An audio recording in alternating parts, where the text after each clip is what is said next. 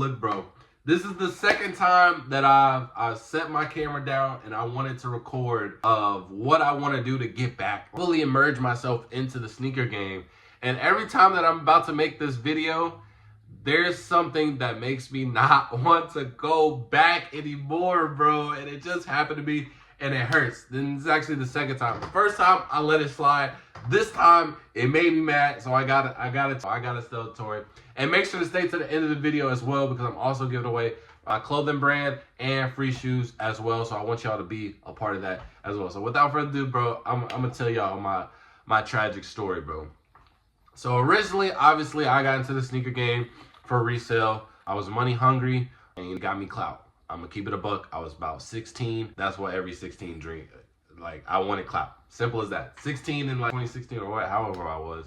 And that's just the motive of a 16-year-old, right? So I got into it for reselling, but eventually I deep dived into it, and I really became like a sneaker connoisseur. I did my research. I know my sneaker history. I've been in the field, and eventually I got a name for myself, built the brand, and that just meant I was tunnel vision into the brand. So I'm buying shoes, bro. And my biggest thing was I'm trying to grow the brand as big as possible, as fast as possible. And so I need to make everybody happy. Now, adult me know that was stupid, but it did have its payoffs. But the one thing that I did to try and make everybody happy was that I would just sit on immense amount of inventory, bro. It came to a point where I was sitting on so much inventory that I didn't even really ever see money come in. I really didn't even know if this was just profitable, bro. Because I would just never see money because I'm just always buying releases, bro. This whole room would be stacked with just shoes if this was like 2018, 2021. Time between there, bro, just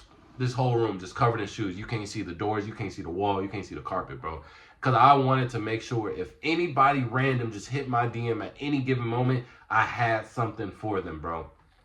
I had something for them.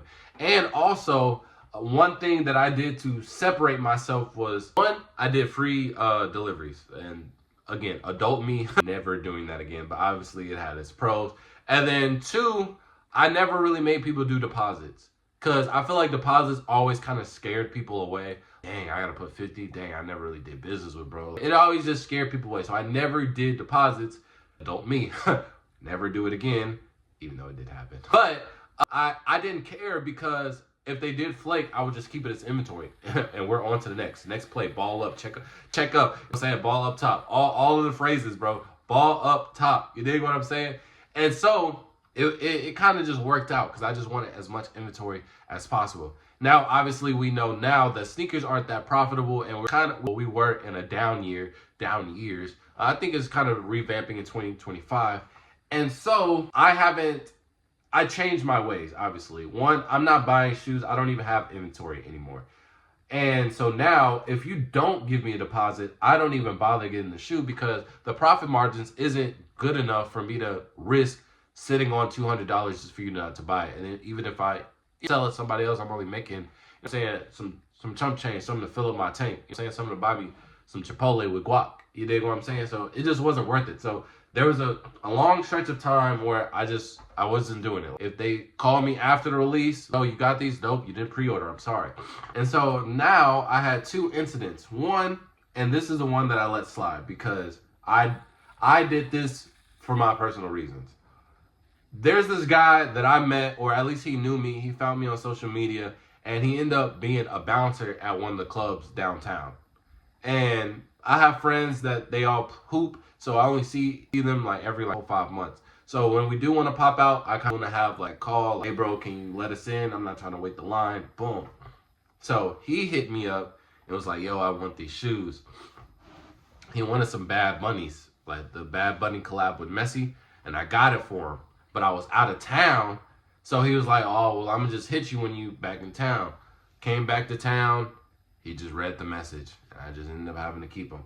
But I was like, I'm okay with that because I was risking it for the connection. Me and him are still cool. I actually went to his spot, I wouldn't say the other day, but a minute ago, and we didn't even talk about it. He let me skip the line, He didn't even pat me down. Felt like the man when I came through, you know what I'm saying, because I had the vibes with me. So, again, that is okay because it still works out. I just didn't want to burn that bridge.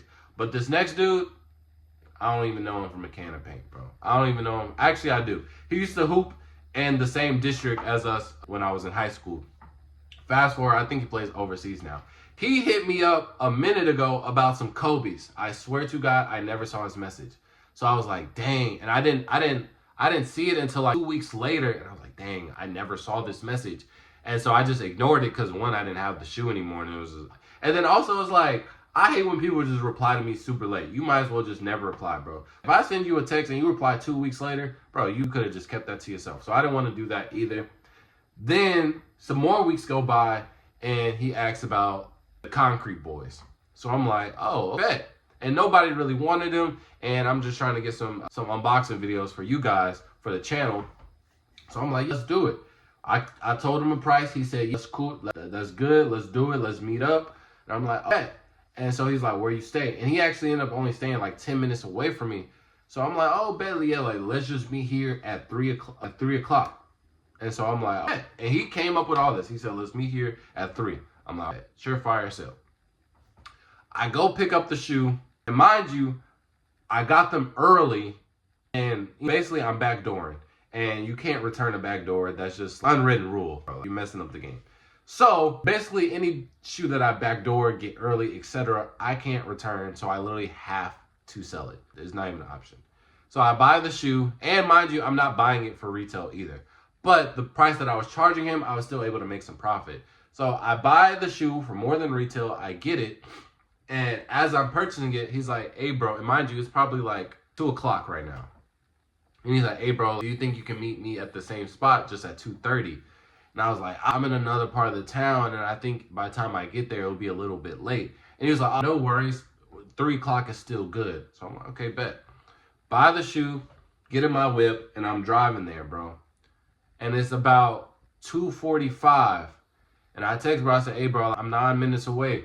And he says, well, actually, what are you doing at 7? And I was like, nothing. But and he was like, oh, well, I figured I have to be somewhere at 4:30. So you think we can just meet at 7? And I was like, well, I'm just 9 minutes away. So I was like, he was like, because he said that he didn't want to be late. And I'm like, I'm only literally 9 minutes away, and you already confirmed that it's 3, so you should be about 9 minutes away too. And he was just like, but I'm 30 minutes away, and so I'm not going to have enough time to get where I need to be. And I was like, I said, well, I'm going to be downtown around 7. And he was like, okay, well, I'm going to hit you around 7 and see where you at. So I'm like, okay. 7 o'clock comes around, and he didn't text me till around 7:30. He was like, yo, where you at? And I was like, I'm down. Or no, I ended up not going downtown. And I was like, I'm at my spot. And mind you, my spot, my crib, is only 10 minutes from where he wanted to meet up. So I told him, I said, I'm at my crib. And he was like, oh, dang, what you on tomorrow? And I said, I'm free all day tomorrow. And he said, okay, let's just meet tomorrow. And so I was like, I'm not trying to press him, because he knows, and everybody else knows, that where I stay and the place that he stay is only 10 minutes away. Like, there's no doubting it. And so I was like, whatever, tomorrow, give me something to do. So tomorrow comes, I hit him like, what time you trying to meet? No reply, bro.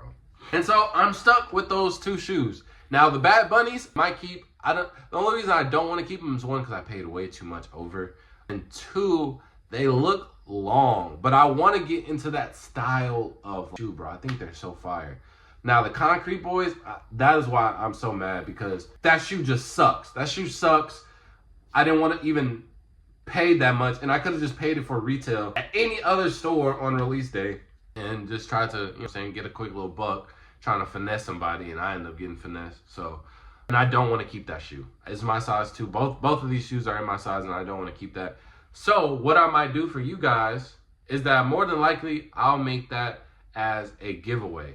So what I'm going to do is the next video that I post on actual full-length YouTube video, not a short, of when I'm giving back to the homeless or the less fortunate, I'm going to put that shoe in the giveaway.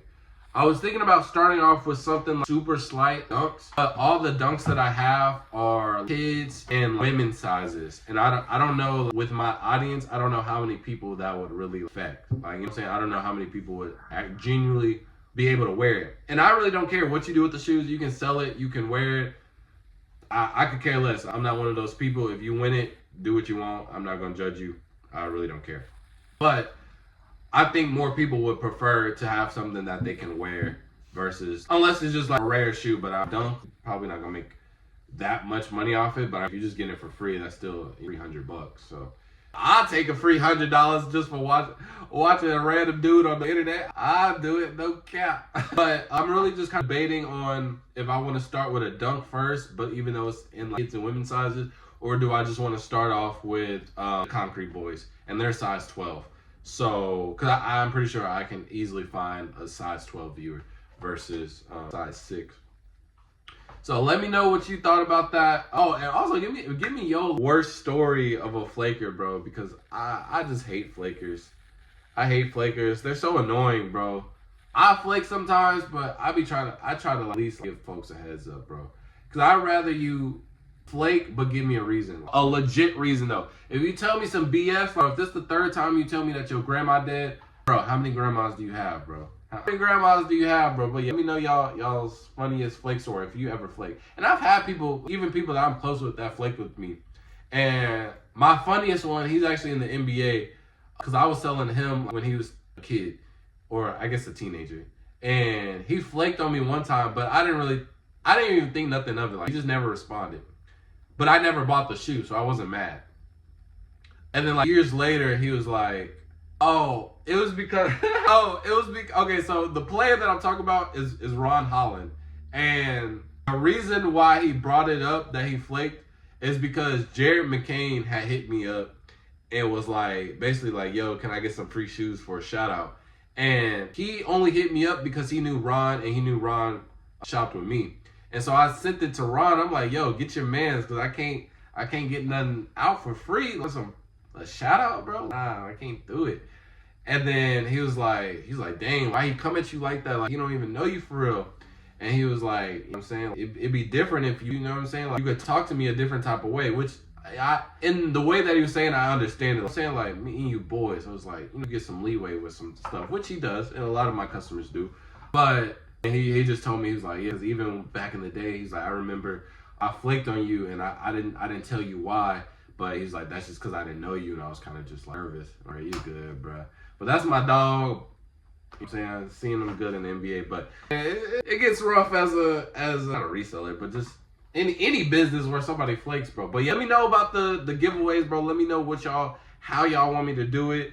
I kind of have an idea of how I want to do it. I'm just really kind of thrown with which to start with. You know what I'm saying? Because I want the channel to grow as much as possible, bro. I want the channel to grow as much as possible. And I wouldn't say that's the only reason I'm doing the giveaway, but I want the giveaway to benefit me as much as it benefits y'all. Because the more it benefits me, the more it benefits y'all. Because I'm only trying to get it to benefit me so I can do more of the giveaways. You dig what I'm saying? But I was doing giveaways before and people were just taking advantage of it. So I took a step back to try to figure out a way that it just makes sense. But let me know about that in the comment section. With that being said, 4 out. Peace.